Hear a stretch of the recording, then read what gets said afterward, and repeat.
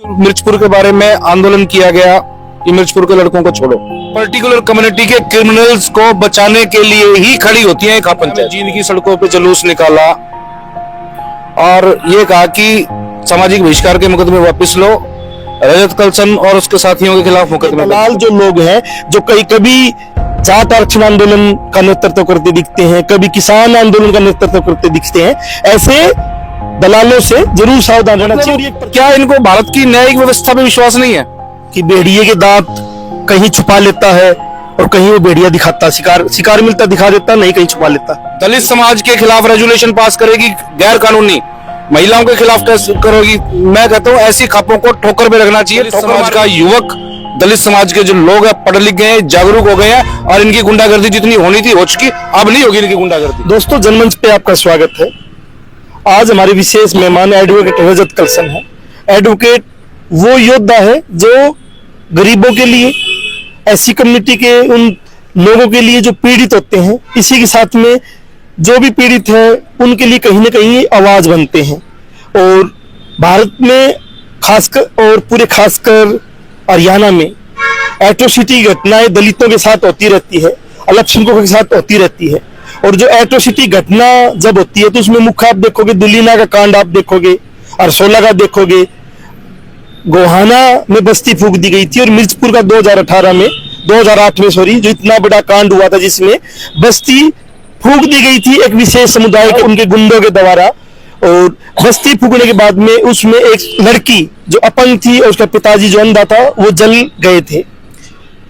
आज भी मिर्चपुर के पीड़ित मिर्चपुर में रह के और कहीं बसे हुए हैं। हम जहां बैठे ये बघाना के आंदोलन के लोग हैं जिनको गांव से निकाल दिया गया था। इन सभी घटनाओं की जब हम जिक्र कर रहे हैं, इन घटनाओं में कुछ लोग होते हैं जो दलित जातियों पे अत्याचार करते हैं, उनकी बस्तियां फूकते हैं, उसके साथ में बहन बेटियों के साथ रेप की घटनाएं भी हुई हैं।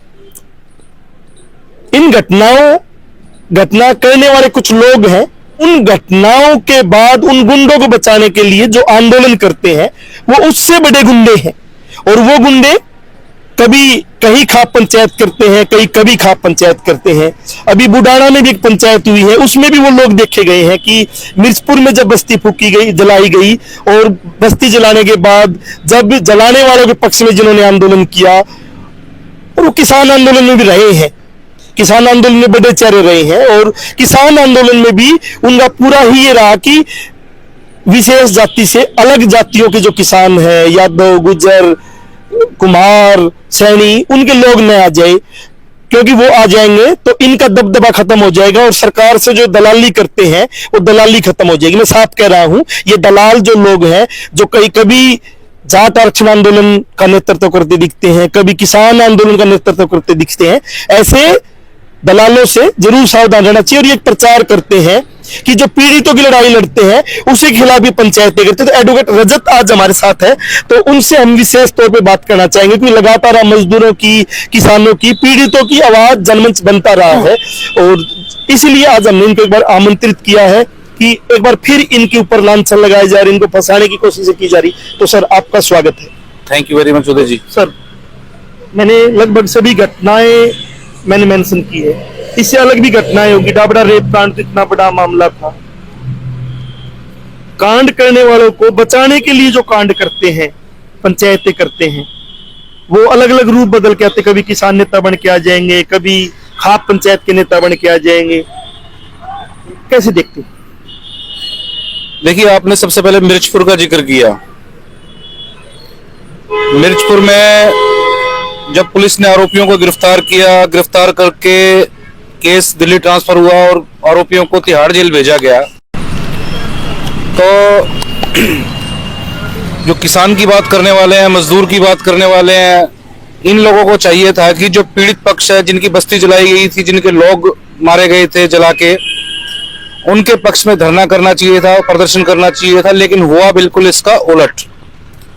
जितने भी हरियाणा के जाट समाज के लीडर्स थे, सभी पार्टियों की बात मैं करूंगा, जो किसान लीडर्स के चेहरे थे, अलग अलग संगठनों के नेता थे जो जाट कम्युनिटी से थे, सबने पूरे हरियाणा को जाम किया, सारे नेशनल हाईवेज को, स्टेट हाईवेज को, रेलवे ट्रैक्स को जाम कर दिया।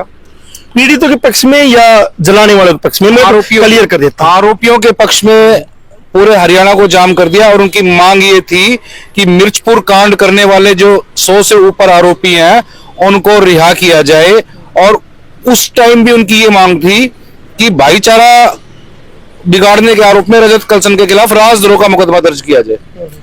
तो अलग अलग मंचों पे मैंने इनको बड़ी क्रांतिकारी बातें करते सुना है, भाईचारे की बातें करते सुना है, इंसानियत की बातें करते सुना है। लेकिन जब एक पर्टिकुलर कम्युनिटी के लोग किसी हीनियस क्राइम में फंसते हैं या इम्प्लीकेट किए जाते हैं पुलिस द्वारा, पीड़ितों द्वारा कि इन्होंने हमारे साथ ऐसा किया है, तब बड़े दुख की बात है कि ये पीड़ितों की बजाय आरोपियों के पक्ष में खड़े नजर आते हैं, जो कि मैंने देखा है एक तरह का इनका करैक्टर बनता जा रहा है कि दलितों के खिलाफ। आप ये कह रहे कि भेड़िए के दांत कहीं छुपा लेता है और कहीं वो भेड़िया दिखाता, शिकार मिलता दिखा देता, नहीं कहीं छुपा लेता। बिल्कुल बिल्कुल एग्जैक्टली बिल्कुल यही बात है। और यही बात भाटला सामाजिक बहिष्कार प्रकरण में हुई। भाटला सामाजिक बहिष्कार प्रकरण में जब दलित समाज के लोगों ने कंप्रोमाइज करने से इनकार कर दिया SC/ST एक्ट के मुकदमों में, तो इन्होंने एक चोला उड़ा भाईचारे के नाम पे कमेटी बनाई और उस कमेटी की आड़ में हमारे विटनेसेस को तोड़ने का काम किया, तोड़ने की कोशिश की। लेकिन हमारे लोग मजबूत थे, कैडराइज थे, उन्होंने समझौता करने से मना कर दिया, झुकने से मना कर दिया और आज वो लड़ाई सक्सेसफुली चल रही है। सुप्रीम कोर्ट तक से हम लोग जीतते हुए आ रहे हैं। और इसके अलावा आबरा गैंगरेप केस की बात करें, गांव में यहाँ पे लड़की के साथ 4 युवकों ने रेप किया था और वो भी उसी पर्टिकुलर कम्युनिटी से थे। उस रेप के बारे में भी अलग अलग जगह पर हरियाणा में खाप पंचायतों की मीटिंग्स हुई थी और उन पंचायतों में ये कहा गया था कि भाई इसमें लड़कों को छोड़ा जाए, रेप करने वाले लड़कों को छोड़ा जाए, दलित कम्युनिटी की नाबालिग लड़की के साथ रेप करने वाले लड़कों को छोड़ा जाए, पैरवी करने वाले रजत कलसन को जेल में डाला जाए और जो SP SHO जो इस मुकदमे की पैरवी कर रहे थे उनकी भी ट्रांसफर की इन लोगों ने मांग की। मेरे लाइसेंस को कैंसिल कराने के लिए इन लोगों ने मांग की। तो हम लोगों को, समाज के लोगों को समझना पड़ेगा कि जो ये लोग किसान आंदोलन में खड़े होके बड़े मार्मिक भाषण देते हैं, छत्तीस बिरादरी के भाईचारा की बातचीत करते हैं, जिंदाबाद की बात करते हैं, मजदूर की बात करते हैं, दलित की बात करते हैं। लेकिन जब दलित के साथ एट्रोसिटी होती है, दलित के साथ दलित अपने अधिकारों की मांग करता है या दलित अपने लिए कोई आंदोलन करता है, जैसे SC/ST एक्ट को सुप्रीम कोर्ट के माध्यम से थोड़ा सा कमजोर करने के बारे में कुछ फैसला आया था, उस आंदोलन की बात करें तो वहां पर इन लोगों के द्वारा SC/ST समाज के आंदोलन का विरोध किया गया। और जितने भी आंदोलन हमारे समाज के लिए होते हैं, हमारे लोग बिना इन्विटेशन के इनके आंदोलन में इनकी सपोर्ट करने के लिए जाते हैं। लेकिन जब हमारे आंदोलन की बात होती है, हमारे आंदोलन का विरोध किया जाता है, यहाँ तक कि हिंसक विरोध किया जाता है हमारे आंदोलनों का। मैं एक जानकारी चाहता हूँ कि घटनाएं जब होती हैं, चाहे वो यौन शोषण घटनाएं हैं या मारपीट की घटनाएं हैं, वो घटनाएं सभी जातियों में हो जाती होगी। मैं कुछ जानना चाहता हूँ कि जिस प्रकार से खाप पंचायतें एक विशेष जाति के लिए समर्थन में आती है, उनके आरोपियों के समर्थन में आती है, क्या कभी ऐसा हुआ कि ऐसी कम्युनिटी के किसी दलित लड़के ने किसी के साथ गलत कर दिया, उसके समर्थन में कोई खाप पंचायत, उसके समर्थन में उसकी जाति के लोग आ गए हो, कभी ऐसा?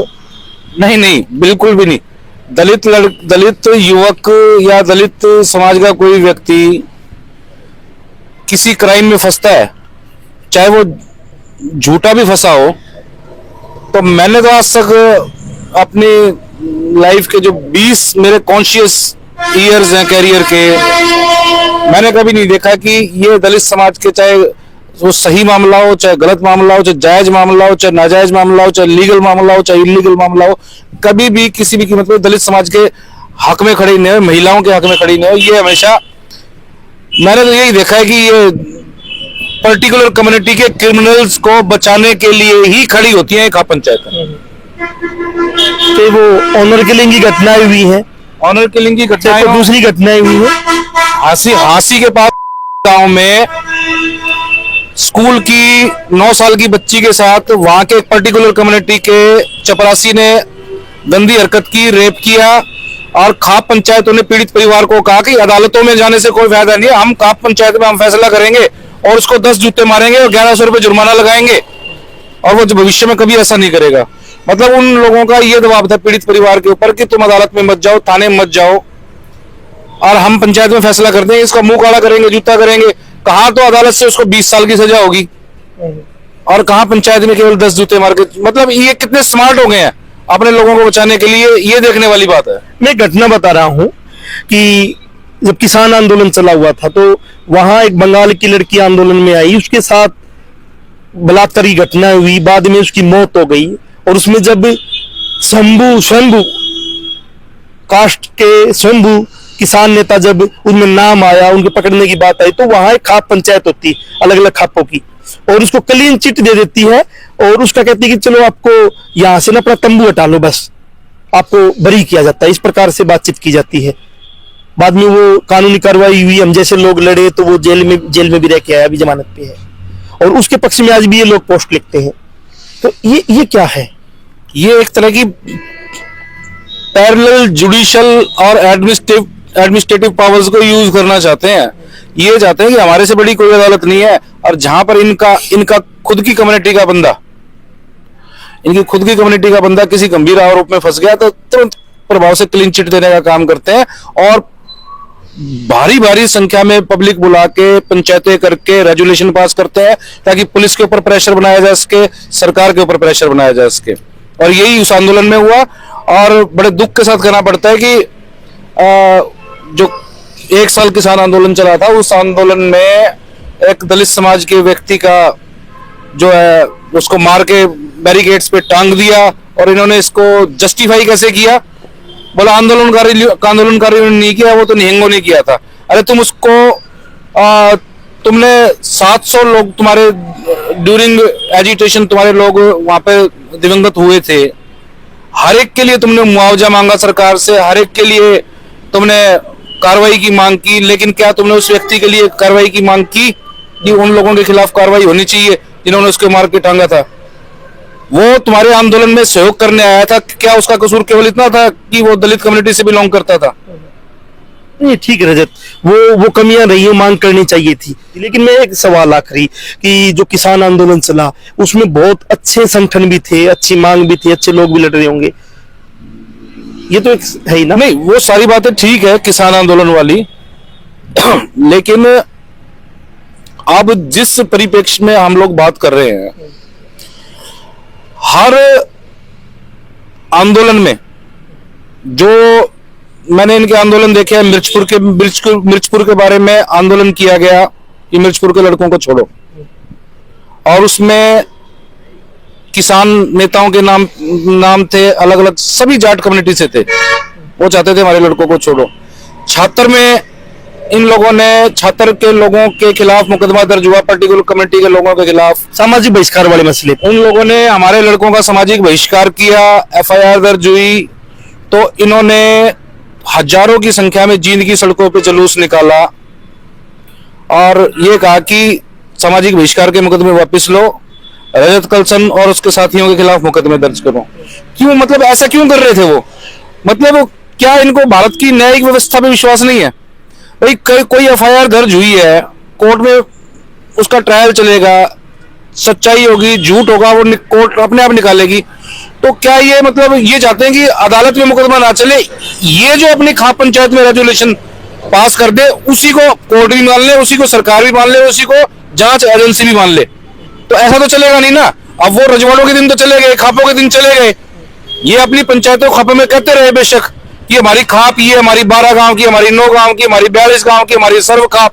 ऐसी खापों को जो दलित समाज के खिलाफ रेजुलेशन पास करेगी गैर कानूनी, महिलाओं के खिलाफ करोगी, मैं कहता हूं ऐसी खापों को ठोकर में रखना चाहिए, ठोकर मारनी चाहिए, और ऐसी खापों को हरियाणा सरकार को और अदालतों को बैन करना चाहिए। ये तो एक पैरेलल गुंडागर्दी के माफिया जो है वो इन लोगों ने चला रखे हैं। इन खापों के द्वारा सरकार, प्रशासन, पुलिस के ऊपर दबाव बनाया जाता है, और दबाव भी बना लो, चलो वो भी लोकतंत्र की बात है, लेकिन आप लोग खापों की पंचायत के माध्यम से पैरवी करने वालों को, पीड़ितों को धमकियां देने का काम करना शुरू कर दिया आप लोगों ने। ये तो गुंडागर्दी है। लारेंस बिश्नोई में और तुम में क्या फर्क रह गया? तुम तो उसी की कैटेगरी के आदमी हो। तो ऐसे खाप पंचायत के जो लीडर्स हैं, बुढ़ाना गांव में मैंने देखा है, बुढ़ाना गांव का जो मैटर हो रखा है उसमें पुलिस कॉन्स्टिट्यूशनल तरीके से एफआईआर दर्ज हुई, एक आरोपी पकड़ा गया, कोर्ट में ट्रायल चलेगा। अब तुम कहते हो कि भाई उसमें इसको भी फंसा दो, उसको भी फंसा दो। ऐसा थोड़ी होता है। अगर आप भारत के नागरिक हैं, कॉन्स्टिट्यूशन में विश्वास करते हो, तो आपको लैंड ऑर्डर में विश्वास करना पड़ेगा। एक सवाल और है कि आप एडवोकेट भी हो, केस भी लड़ते होंगे अलग अलग। बहुत लोगों को ये कि केस ही क्यों लड़ रहे हो आप दलितों के। एक सवाल ये है कि क्या कोई मुजरिम है या कितना भी बड़ा आतंकवादी है, अब यहाँ कसाब है, एक आतंकवादी के तौर पे उसको फांसी भी हुई है, फेयर ट्रायल तो उसको मिलना चाहिए। अफजल गुरु की भी लगातार मांग करते थे कि फेयर ट्रायल सबका अधिकार है भारत के संविधान के अनुसार। तो ये फेयर ट्रायल क्यों नहीं करने देना चाहते? फेयर ट्रायल इसलिए नहीं करना देना चाहते क्योंकि अगर फेयर ट्रायल हुआ तो इनको भी पता है कि हमने जो कांड किया है सच्चा कांड किया है, आपने जो कांड किया है वाकई में किया है।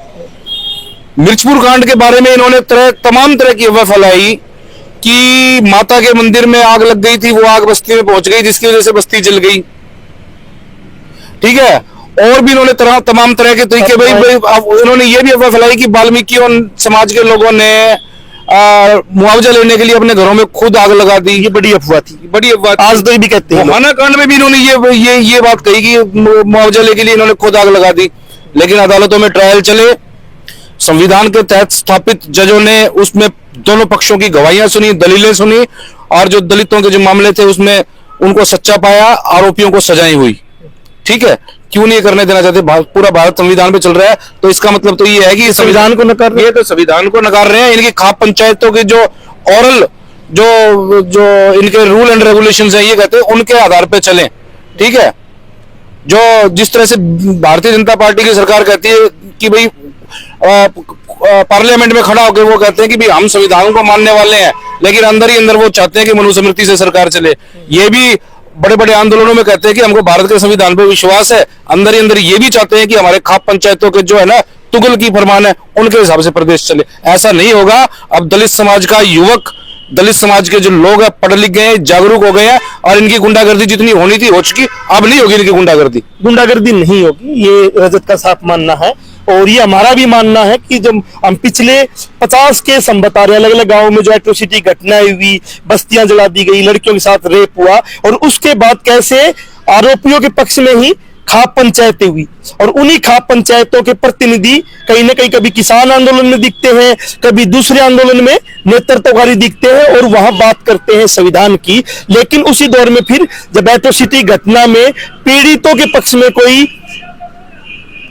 वकील लड़ता है, कोई सामाजिक कार्यकर्ता लड़ता है, उसके खिलाफ ये फतवे जारी करते हैं, उसके खिलाफ ये अटैक करते हैं। ऐसे समाज का भाईचारा बिगाड़ने वाले लोगों का और संविधान की न मानने वाले लोगों को जरूर पहचानना चाहिए, और उनको जरूर सोचना चाहिए इस देश में जो संविधान बचाना चाहते हैं, ये देश संविधान से चलेगा, और देश को संविधान से चलाने के लिए आप सबको एकजुट होना पड़ेगा। ऐसी खाप पंचायतों के खिलाफ जो लगातार फतवे जारी करती है कि शादियां कौन कैसे करेगा, कौन कैसे खाएगा, कौन कैसे पिएगा, ऐसी खाप पंचायतों के पास, ऐसी संघ की उस विचारधारा के खिलाफ लड़ना चाहिए जो आप पे संविधान की जो मनुस्मृति थोपना चाहती है। और इन लोगों के खिलाफ तो लड़ना ही चाहिए जो कभी हरियाणा को फूकने वाले उस आंदोलन में शामिल थे, और फिर किसान आंदोलन में भी आके दलालियां की है। जन्नत के साथ बने थे, नेक डेट के साथ फिर आपके माध्यम से एक सवाल मैं इनसे पूछना चाहता हूं।